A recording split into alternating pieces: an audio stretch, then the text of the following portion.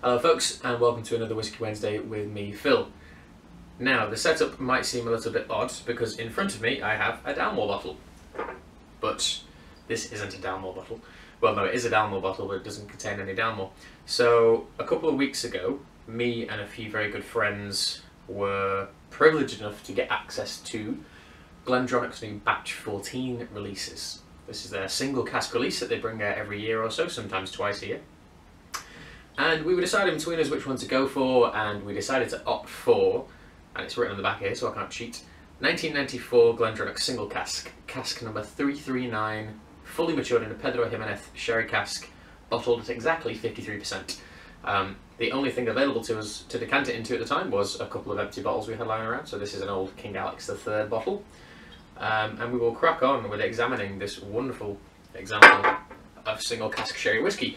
It's Christmas time. Last week we did a Balvenie 15 sherry cask, this week we're doing a GlenDronach single cask, and luckily the sun is coming in quite a beautiful angle here, and that colour is extremely unprecedented in what it is. You look at that whiskey and I'm kind of catching the reflection in my door. It is the most glorious kind of ruby red colour. Nice kind of flecks of orange and gold running through it too. So GlenDronach, what do we know about GlenDronach? So distillery that was established in 1826, so it's one of the big boys in terms of how old it is. It's an extremely old distillery. Was independently owned by Ben & Co for quite a long time. Has recently just been bought out as part of a deal by Brown-Forman. Billy Walker is still going to be the master distiller. Or in a couple of years' time when you're watching this video, hopefully he still will be as well. And these single cask releases are part of something that they do all the time. Now, when Billy and the Ben & Co consortium bought GlenDronach, they made a point of spending quite a lot of money, and when I mean quite a lot, I mean a fair few million, maybe even tens of millions, on sourcing some of the finest sherry casks available. Now, this is a 94 vintage, so this would have been put into cask before Billy actually took it over. So this would have been part of the era when it was owned by Pernod Ricard. Previous to that it was owned by Teachers. GlenDronach's had somewhat of a tumultuous history, but Billy Walker and Ben & Co brought it into the limelight since 2008, 2009, and now it is owned by Brown-Forman, which I don't think people should be worried about. There'll be some bottle changes, there'll always be things like this, but you shouldn't really worry. As long as Billy's still in charge, GlenDronach will still be producing some of the finest sherry cask whiskey the world has to offer. So please don't worry about it. So we've examined colour. We know it's 53%. We know it's a single Pedro Ximinez sherry cask. Pedro Ximinez is an extremely sweet type of sherry. Pedro Ximinez itself is a grape variety. And what they do is they dry these grapes out, they turn them into raisins, they press them, they fortify it, and you get a very sweet sherry style. This, with added whiskey spirit to it, is just truly, truly luxurious. So let's have a little examination of the nose and see what's going on.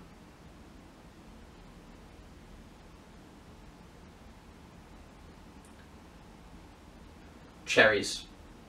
There's kind of wonderful kind of glacier cherries, really think that, you know, sticky syrup around them, all that kind of thing.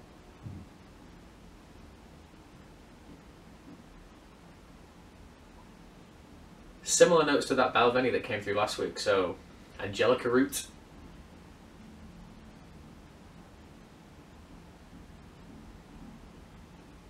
And some wonderful kind of old cognac and brandy-esque notes. I mean, actually, brandy, cognac, armagnac, it's just made from grapes anyway. So you do get that wonderful kind of sherry link to the cognac style. It's all grape-based. There is a good bit of spice on the nose. Natural cask strength at 53% and 22 years old. It's going to have a nice bit of oomph to it. Cola cubes. And kind of damsons and dates. Kind of imagine like really sweet, wintry, autumnal style fruit, and then kind of bake it all in an oven and cover it all in brandy. That's kind of what this is all about.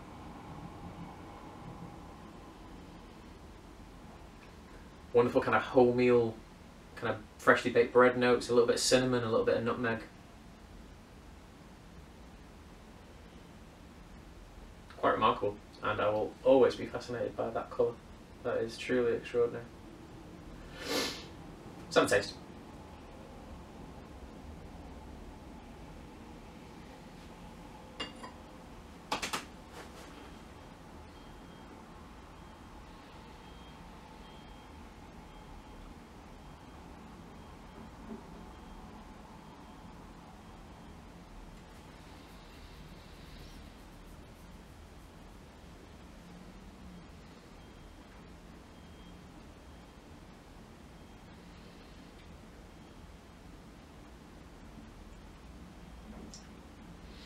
Whoa. That is... Jesus. That is quite a whiskey.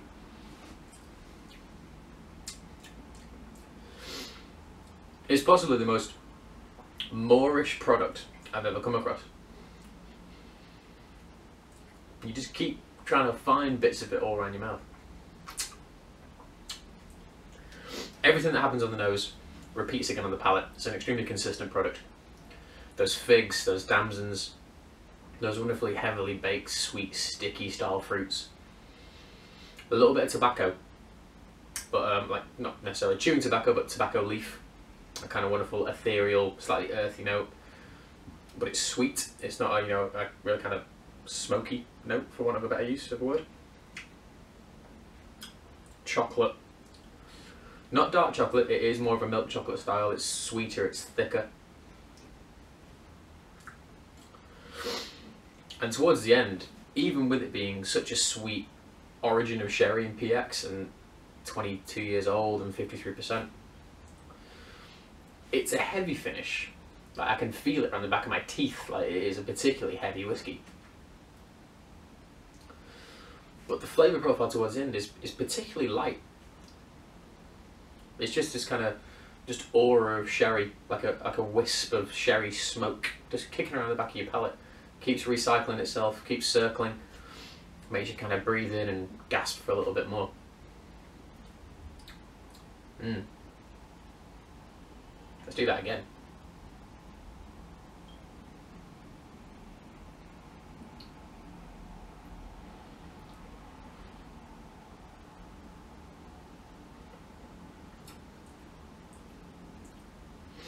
That time there's certainly more wood, bitter, dry oak, but still that top note and that first smelling note I got was cherry, and it just feels and tastes like the most badass cherry liqueur of all time, except it's from GlenDronach and it's 22 years old. Wow. Sticking with cherries as well, there is a slight kirsch element to it. And dealing with heavily sherried whiskies, we've already mentioned chocolate and all these sweet things, but it is kind of like liquidized Black Forest Gatto. And again, that surprisingly light finish. The second time round I was hit with all of the tannin, all of that big wood, you know, that dry wood oak. Dry wood oak? Same thing. The dry wood. I was hit with quite a lot of the cask. But then it's a big spike in dryness, and then it just kind of mellows out to this wonderfully easy-going, sweet style with just an outline of dryness. Well, quite happy we split that now. That is quite exceptional. I love GlenDronach Single Casks. I have, well, there's that one. Well, it's not a full one. Quarter of that bottle. I've got a 2003 vintage over there, which was bottled exclusively for the whisky shop. That should be open at some point next year. And I've got a 1992 vintage in the cabinet, which I'll probably review next week, stick along with this sherry theme, because that is a particularly different style sherry. Nowhere near as sweet. Not sweet at all, to be honest with you. It's like chewing on the barrel of a gun. But yeah, so for that 1994 GlenDronach Single Cask, I can't actually remember how much it was. I think we paid 30 quid each, so 120 quid for the bottle. So £120, cash strength, only a couple of hundred bottles in the world. That delivery, that flavour.